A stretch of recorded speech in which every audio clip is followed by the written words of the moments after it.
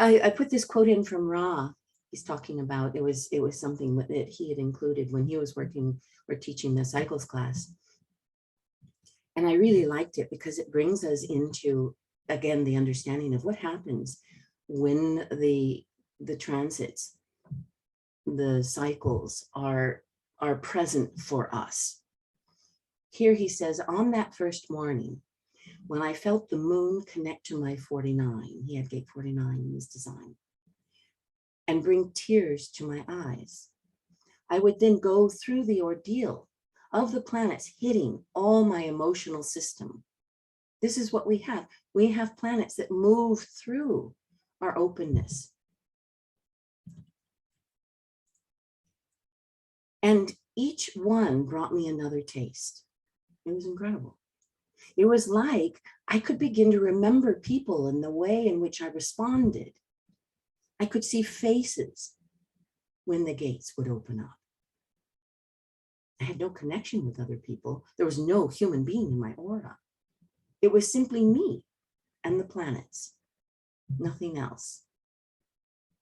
It's extraordinary, isn't it? I mean, it's really like when we allow the data stream coming in from the planets and our sun and the nodes to touch us, to touch our design, to move through our design and witness it rather than strategize from it. This is kind of like what I was talking about yesterday with strategizing. When we allow that, then perhaps the memories will come. The person who represented for Ra, gate 19, or gate 37, he had gate 40 pointing there. You know, so then the filtering of all those wonderful experiences of when we don't get in the way of the openness with our mental constructs, our mental adaptive behaviors, not self, right?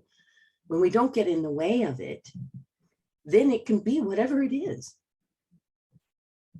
Yeah, it's funny when I say that, because it's like I always do this, you know, I have so much openness in my design, and I'm a projector and I'm logical, my cross. And so I always think, but why then? Why do we get in the way of it? Like, what are we doing? When there's this rich field of experiences, why would we want to block that with mental decisions that are so dead? You know, because a mental decision is like putting up a structure, you know, like belief systems. When you put something up and say, this is what it is, you're no longer allowing the movement and evolution of time. And so then we become these, you know, dead zones.